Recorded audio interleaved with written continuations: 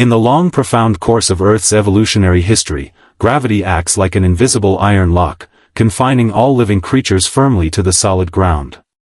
Yet amid the grand era dominated by dinosaurs 100 million years ago, evolution brought forth an astonishing wonder that defied physical limits completely. If you stood on the lonely wilderness of the North American continent back then and looked up, you would spot an enormous creature with an oddly shaped outline standing on the horizon. It had an elongated neck several meters long and a spear-shaped toothless skull. When it folded its limbs and stayed still, it was as tall as a modern giraffe. But once this giant terrestrial being stretched out its elongated fourth finger, two vast wings made of paper-thin skin would spread open instantly, reaching an astonishing 12 meters in wingspan. Tonight, sitting beside the gently flickering fire, let us explore its true life through this soothing story.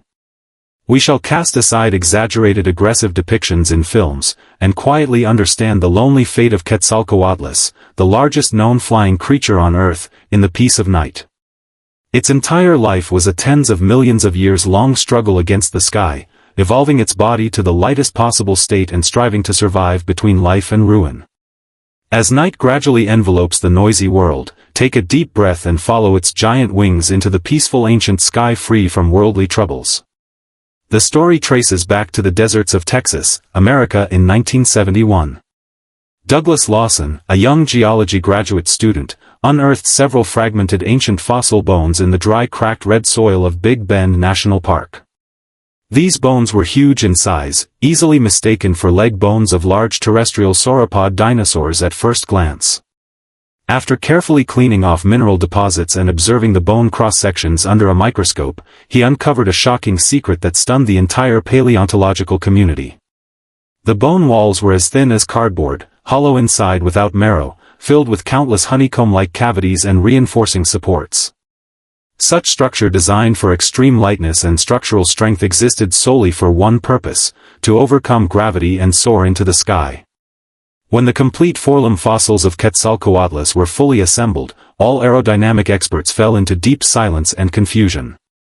According to established aerodynamic principles, a creature of such size and weight could never take off from the ground by flapping its wings in the late Cretaceous when gravity remained almost unchanged.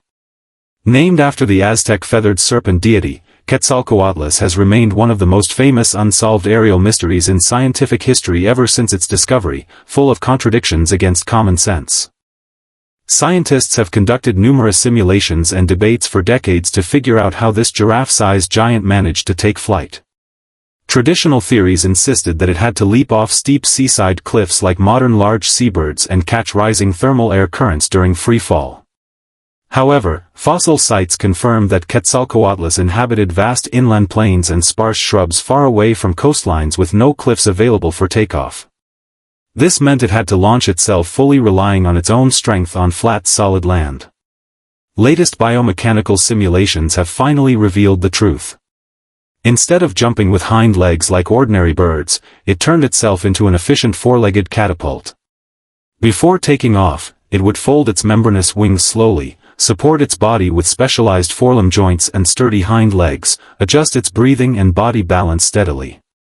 At the perfect wind moment, powerful muscles on its forelimbs would burst out instantly, hurling its huge body 4 meters upward.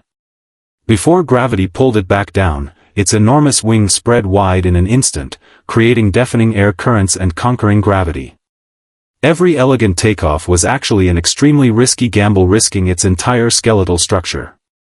Despite its perfect flying mechanism, fossil evidence proves that Quetzalcoatlus spent most of its time wandering on land, which is a reasonable ecological choice made by evolution.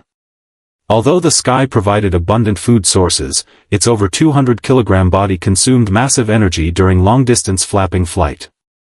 It could not skim over water to catch fish like small pterosaurs, for its great inertia would trap its wings in sticky water and lead to drowning.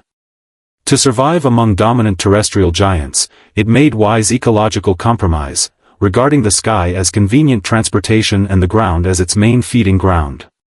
On calm windless mornings, it paced gracefully across low bushes and wildlands on its long limbs with degenerated claws.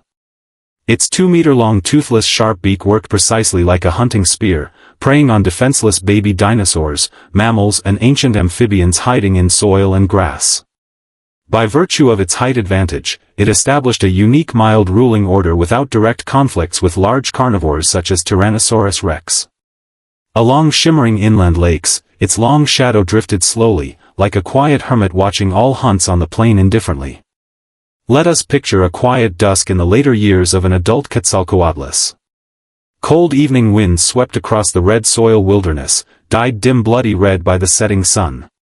The giant pterosaur stood alone on a lonely sand dune, swaying slightly in the wind. Years of long-distance flight had severely worn its limb joints, bringing constant dull pain with every support move. Damp oppressive atmosphere signaled the approaching storm with dark heavy clouds rolling across the sky. Storms meant different things to it. In its youth, it craved fierce storm currents to soar high effortlessly. But in old age, unpredictable turbulent winds and hail became deadly threats capable of tearing its fragile wing membranes apart.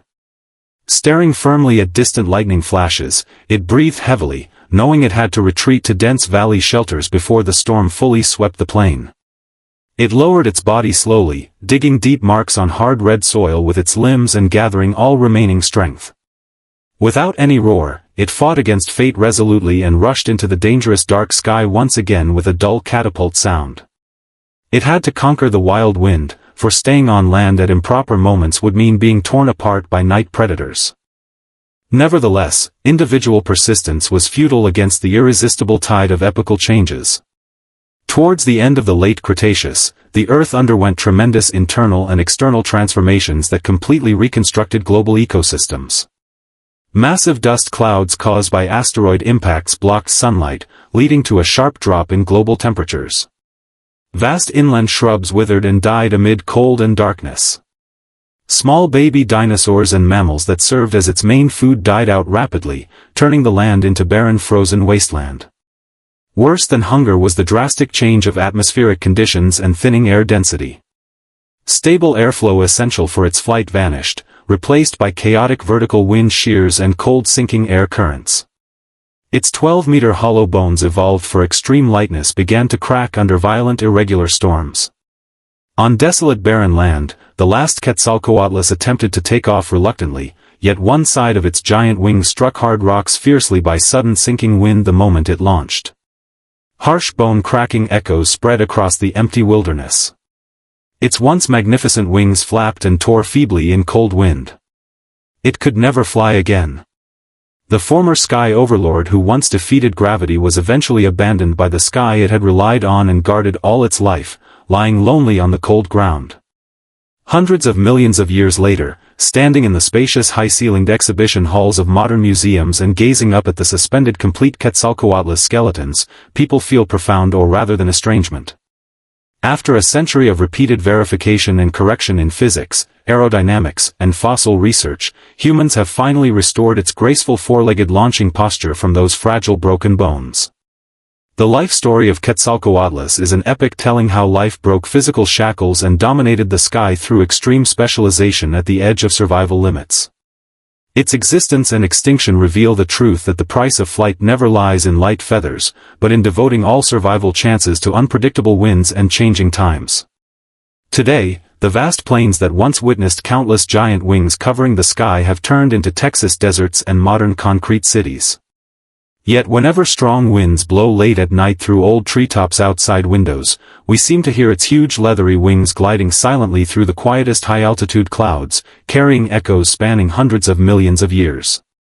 This independent sky wanderer no longer suffers from severe cold and joint pains, gaining eternal peace and freedom in boundless time. That ends tonight's story. The fire in the fireplace is fading away, and the night grows deep and mild. May this ancient peaceful tale relieve all your inner burdens and bring you sound dreamless sleep. Close your tired eyes and drift into sweet dreams accompanied by ancient winds. Good night.